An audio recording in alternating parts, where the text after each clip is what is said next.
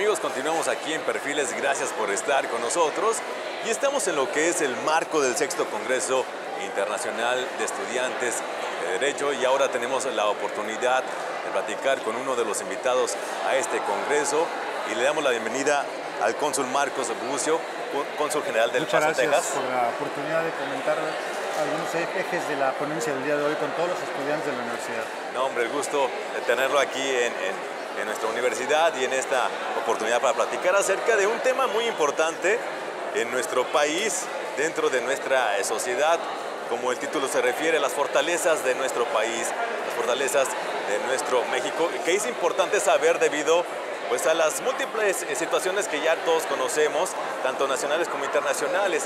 Pero México se encuentra fuerte, México tiene fortalezas muy importantes que deben de ser destacadas, cónsul.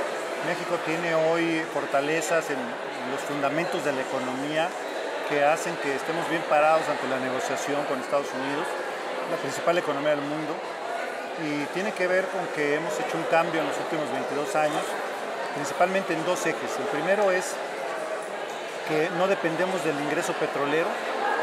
El 75% de los ingresos fiscales hace 22 años se dependían del petróleo.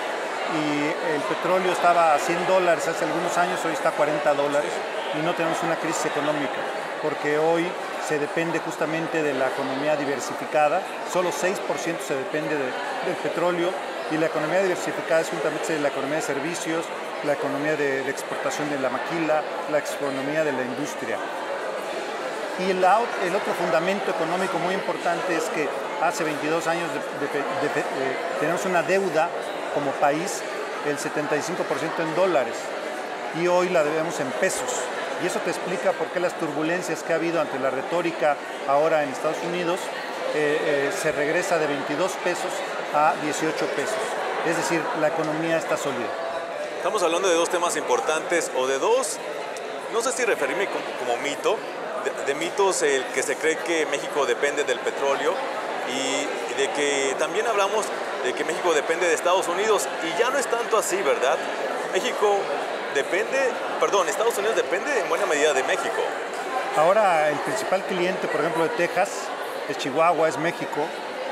Si hay alguna situación de cambio en el Tratado de Libre Comercio, el afectado es Texas, primer término. Y también México ha hecho su parte porque hemos generado 42 tratados de libre comercio con varios países y esto lo que hace es que podemos exportar nuestros productos a China como el tequila o como la carne de res que no se hacía hace algunos años, o como exportamos a Japón productos agropecuarios, como exportamos al mundo productos electrónicos. Hace 22 años que se hizo el Tratado de Comercio no había internet fortalecido. No existía el iPhone, no existía el iPad, no existían las computadoras y hoy ya hay una economía electrónica muy fuerte en donde yo le llamo un ecosistema económico en donde construimos las cosas juntos, las computadoras en esta frontera, Juárez, El Paso, se construye las cosas juntas, van y vienen sin pagar impuestos hasta que quedan terminadas y se van al mercado a precios más bajos. Son noticias y datos muy importantes para nuestra región que pues, debemos estar enterados. También otro dato que comentaba dentro de su ponencia que me llamó mucho la atención es que México es de las economías más fuertes del mundo y también México es el cuarto productor de automotores a nivel mundial y eso pues la verdad nos da un posicionamiento muy fuerte y muy estable para nuestro país.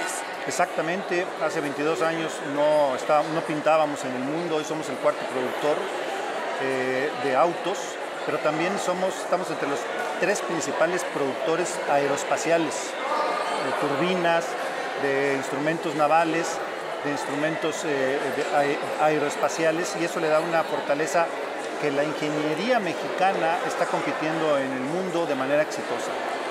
También hay otro tema muy importante que debemos de abordar, como son las reformas estructurales en nuestro país. ¿Qué sucede con las reformas, cónsul? ¿Qué es lo que se tiene que esperar? ¿Qué es lo que debemos precisamente de esperar acerca de estas reformas estructurales? Las reformas estructurales vinieron a generar una dinámica diferente al país porque las reformas, para pasar una reforma en el Congreso, romper una parálisis entre los partidos políticos, tiene que haber una reforma en donde todos los partidos estén de acuerdo. y ahí es en donde se generó la reforma, por ejemplo, laboral, para hacer más flexible la cuestión de empleo y de la industria. Se generó la reforma fiscal para mejorar los ingresos fiscales del gobierno y generar más gasto social. Se generó la reforma financiera para fortalecer el sistema financiero. Se generó la reforma legal para dar mejor condición jurídica a las empresas. La reforma energética para aperturar el mercado petrolero. Y estas reformas lo que han hecho es que se generen más de 5 millones de empleos en los últimos años, más que toda la historia anterior, independientemente de partidos políticos, sino de Estado mexicano. Y significa que, por ejemplo, para que lo valoren los estudiantes, sacar una reforma en el Congreso equivale a que, por ejemplo, el presidente Trump hubiera podido sacar el Obamacare, la reforma al Obamacare, en estos 6 meses, y su propio partido, el republicano, y los demócratas no han transitado una sola ley. Pero tampoco la reforma migratoria con el presidente Obama y los presidentes anteriores. Es decir, la parálisis legislativa que se da hoy en Estados Unidos hace que no se avance en temas que le interesen al propio presidente de la República. En México transitaron estas reformas porque todos los partidos políticos se pusieron de acuerdo. Y es importante, los costos electorales son muy altos para alguien que se atreve a hacer estas reformas, sobre todo el mito del petróleo.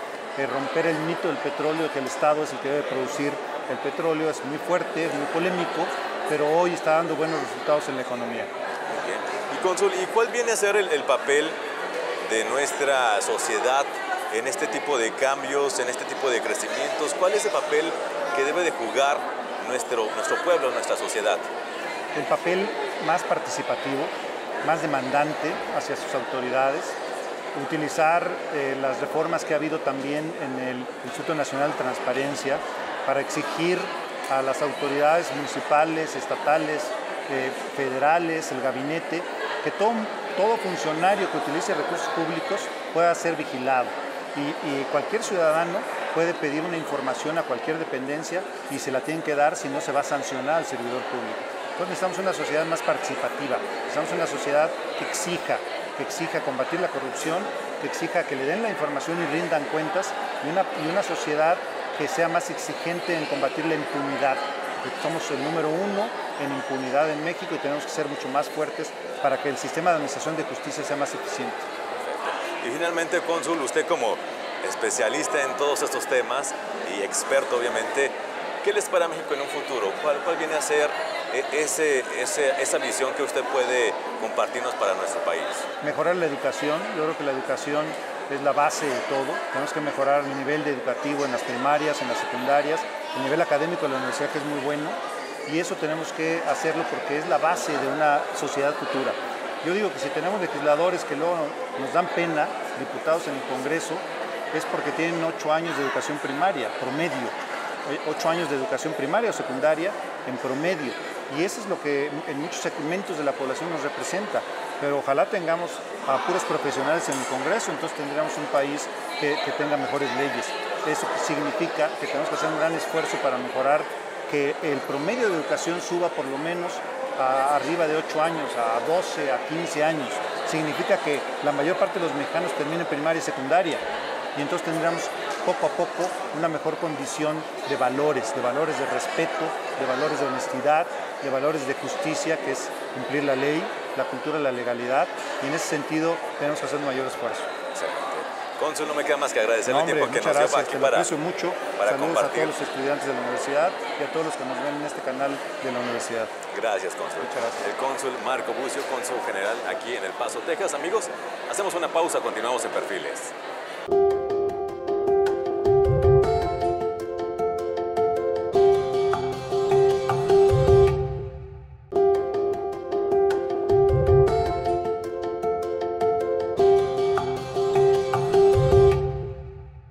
Continuamos aquí en Perfiles, gracias por estar con nosotros y continuamos en este 6º Congreso Internacional de Estudiantes de Derecho y ahora pues le doy la bienvenida a la doctora Iracema Coronado. Doctora, gracias por estar aquí en Perfiles. Ella es profesora investigadora de nuestra universidad hermana de la Universidad de Texas aquí en El Paso y vino a compartir un tema pues muy interesante, muy importante, incluso yo me atrevería a decir hasta polémico, en cuanto a este tema. Y es que el título de su conferencia es ¿Cómo llegaron Trump y los racistas a la Casa Blanca? Así es. De entrada, el nombre de Trump es fuerte y aparte se le agregamos la palabra racista, es fuerte también. Estamos hablando de temas muy delicados. De primera, ¿cómo se sintió al venir aquí a la Universidad de Ciudad Juárez a platicar de estos temas? ¿Cómo sintieron los muchachos? Primeramente, yo me siento muy en casa en la Universidad Autónoma de Ciudad Juárez porque desde que yo llegué a esta región en 1999 he colaborado mucho con investigadores aquí de la universidad. Yo me siento como que la universidad en cierto sentido es mi casa académica aquí en Juárez. ¿Sientas así? Y yo tengo un gran compromiso con el desarrollo de capital humano en la región y creo que los estudiantes de la UACJ son los líderes del futuro y hay que apoyarlos y hay que trabajar con ellos para que tengan éxito académico, para que mejoren la calidad de vida en la frontera. Excelente. Y bueno, pues ya entrando de lleno con el tema, ¿por qué explicar esta situación que sucedió pues ya hace algunos meses de que pues Donald Trump fue electo presidente de Estados Unidos y juntamente con él pues llegaron matices, como lo dice el título de su conferencia, matices racistas? Sí. ¿Por qué hablar de esto, doctora? Mira, la candidata Hillary Clinton en un momento durante la campaña, ella dio una advertencia muy importante diciendo que la agenda de Trump era muy racista.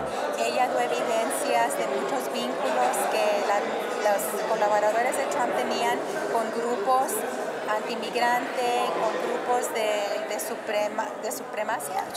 supremacía blanca, sí, con grupos neonazi. Entonces ella dio una advertencia muy grande en unos de sus pláticas durante su campaña. Nadie le hizo caso, ¿no? Pero bueno, lo que ha pasado en los Estados Unidos es que la desigualdad económica se ha disparado mucho. Ya las oportunidades para las personas no son lo que eran antes.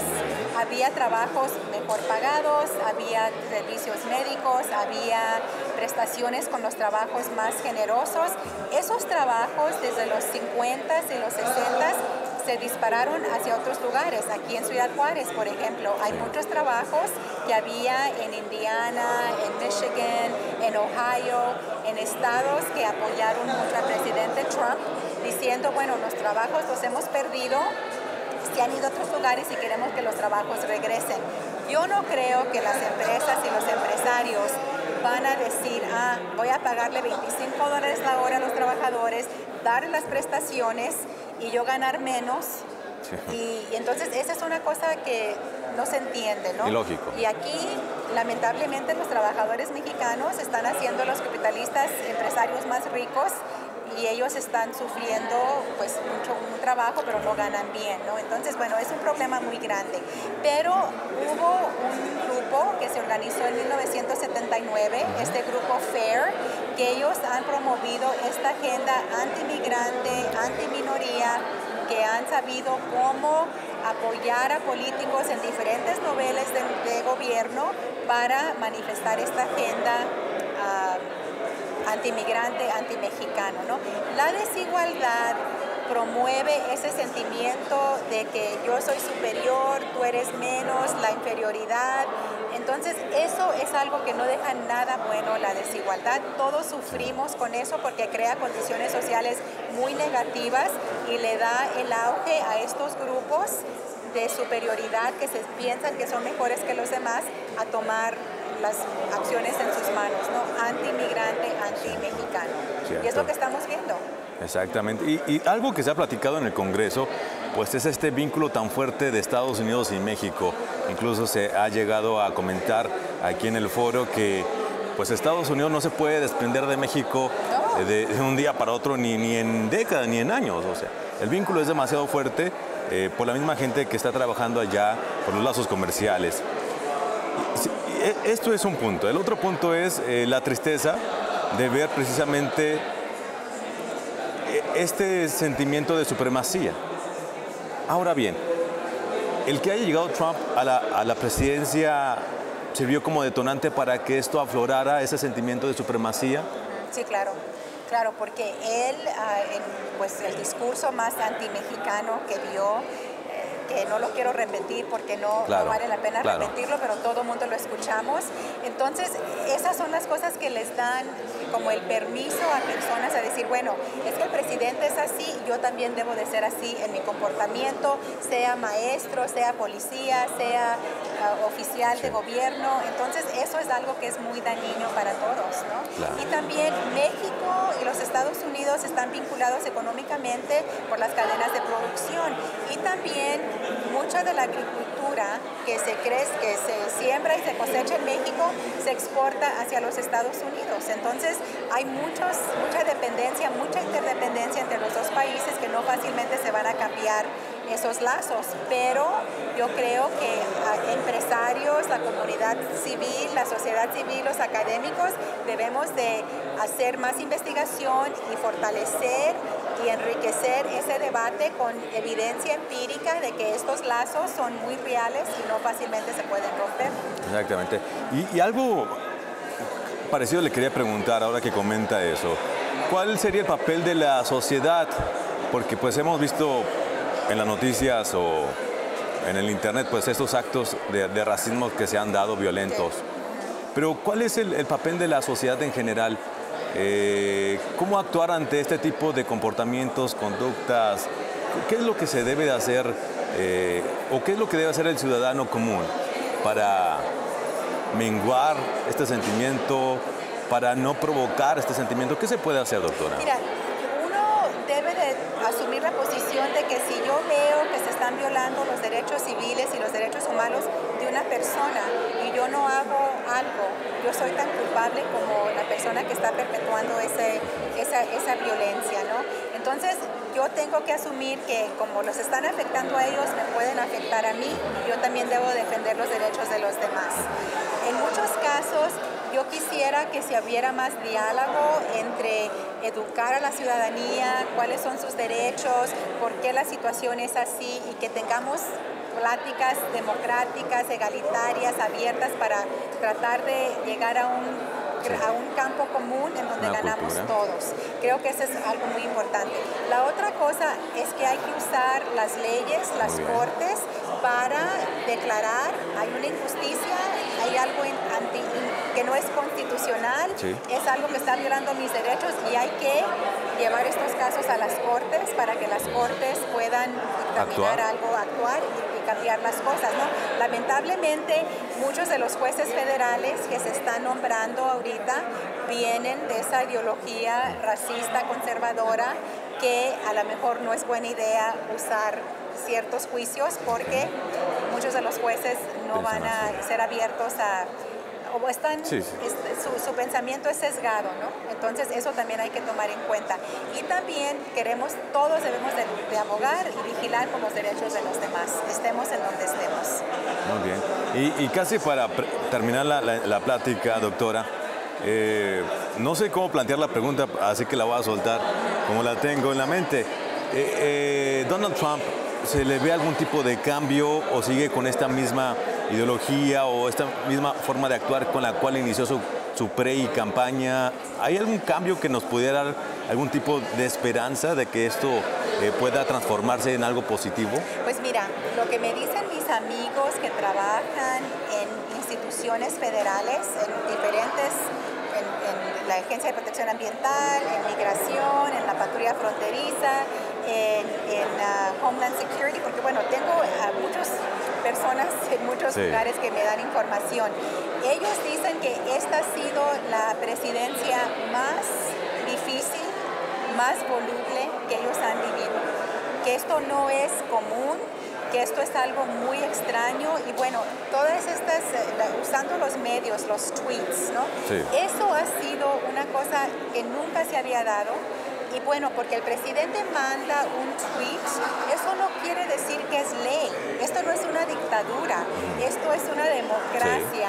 Y porque el señor lo dice, no quiere decir nada. Pero muchas personas en estos cargos que están vinculados con su ideología, con su visión del mundo, inmediatamente actúan como que, bueno, me está dando este mandato el presidente, pero así no funciona la democracia. Entonces, eso es algo que todos nosotros debemos de vigilar como ciudadanos americanos, como personas que votamos, como personas que queremos que la democracia sea real.